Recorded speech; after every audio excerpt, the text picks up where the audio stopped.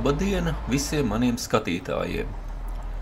Šoreiz esmu atbraucis uz Siguldu, apskatīt pilsētu un to parādīt arī jums. Nedaudz pastāstīšu, kā es ceļoju. Ceļoju tādējādi, kad es uzrakstu uz papīra 6 vietas, un tad metamos kauliņus. Un tad, kurš cipars uzkrīt, tad uz to vietu es arī braucu. Šoreiz man uzkrita Sigulda, un tāpēc es uz Siguldu arī atbraucu. Atbraucis ar autobusu, un kas ir interesanti, tad autosti šeit atradās agrāk nedaudz tālāk no stacijas ēkas, bet tagad stacija un autoosta atrodas vienās telpās. Un šis ir tā saucamais stacijas laukums Siguldā, un no šejienes es došos apskatīt pilsētu. Siguldā man, diemžēl, nebija daudz laika, tikai nedaudz vairāk par 2 stundām, un sāku apskatis ar šo te stacijas ēku iekšpusi. Apskatījos arī ārpusi, apstaigāju stacijas ēku, un tālāk tad došos uz vienu diezgan pazīstamu vietu, kuru jūs tūlīt redzēsiet.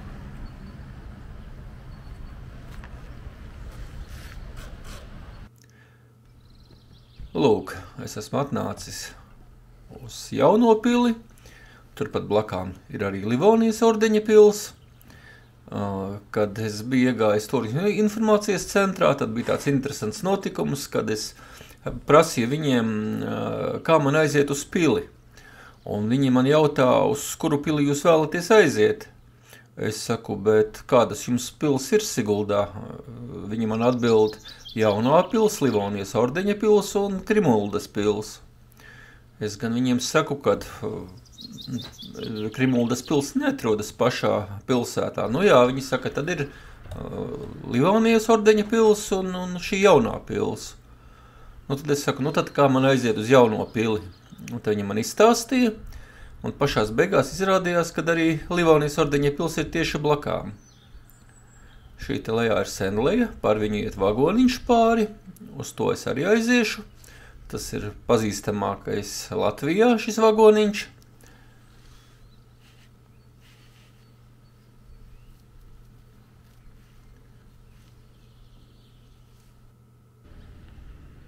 Un šeit ejot pa ceļam, esmu nonācis tādā akmens dārzā, nezinu, vai tā viņu pareizi sauc.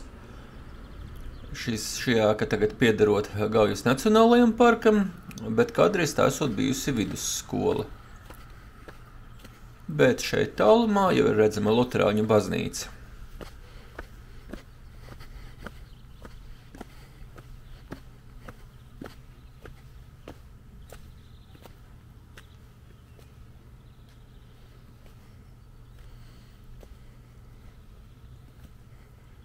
Nedaudz pasteikšu uz priekšu un izstāstīšu, ka pēc šīs pilsētas apskates es aizbraucu uz Ogri, bet šis ceļojums man izvērtās ļoti briesmīgs, jo autobuss brauc nepilnas 2 stundas no Siguldas līdz Ogrei, un visu ceļu viņš brauc apmēram 40 km/h.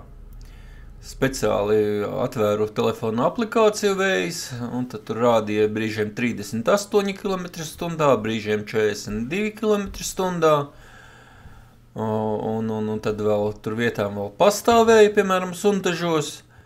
Es nezinu, kas sastāda tik briesmīgu grafiku.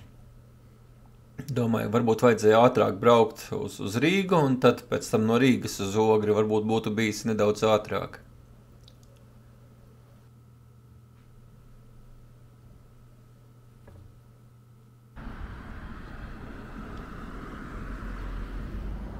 Un tā pamazām es dodos uz vagoniņu, uz trošu vagoniņu, kas iet pāri Gaujas Senlejai. Šis vēl pa ceļam ir Spieķu parks, ko es apskatīju. Siguldas spieķi esot diezgan slaveni. Vēl ko varu pastāstīt par šo ceļojumu, bija ļoti karsta diena. Tiešām karsti bija visu laiku staigājot, jaku nēsāju rokā, diemžēl nebija kur atstāt.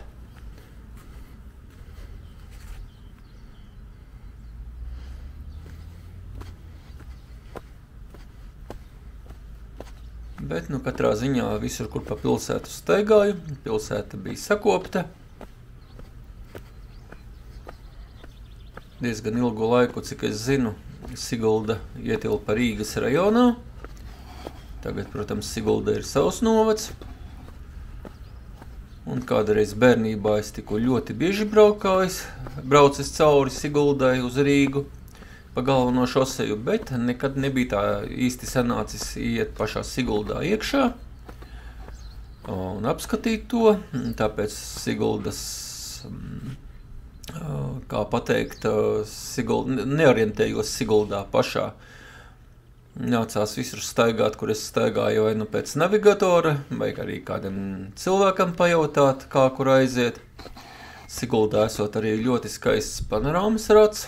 Diemžēl es uz viņu negāju, tāpēc, ka viņš tajā dienā, kad es tur biju, viņš nestrādāja. Diemžēl tagad esmu atnācis arī pie Siguldas vagoniņa trošu. Arī ar to man nesanāca izbraukt, jo laika bija pārāk maz. Bet kādā citā reizē noteikti izbraukšu un to parādīšu arī jums.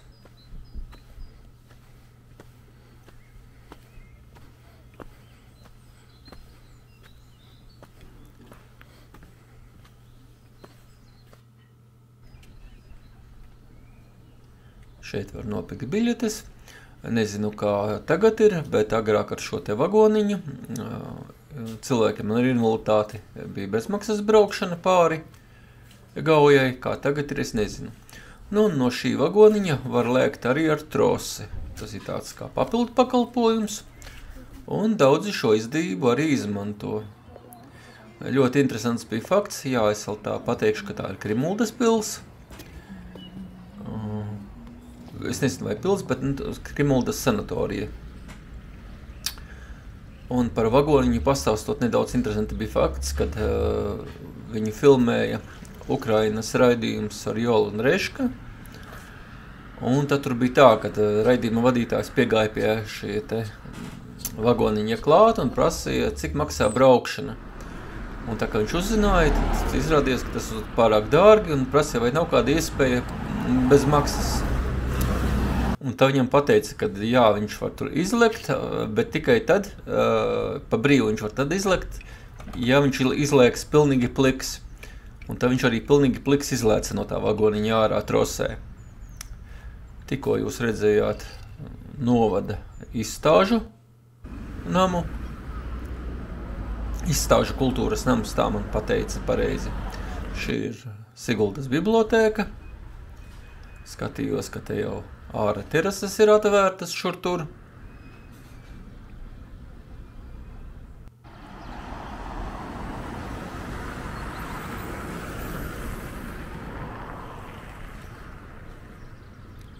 Šī pēku es diemžēl nezinu, varbūt kas zina, var uzrakstīt komentāros.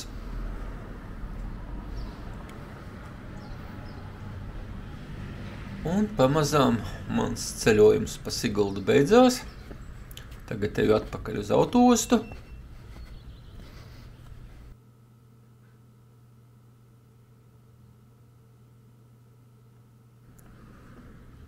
Kad braucu uz Siguldu, tad iepazinos ar vienu sievieti, un tad viņa nedaudz pastāstīja par Siguldu, kur var paēst salīdzinoši lēti, bet es biju nesen brokastis paēdis, tāpēc man nebija nekādas vajadzības šeit paēst.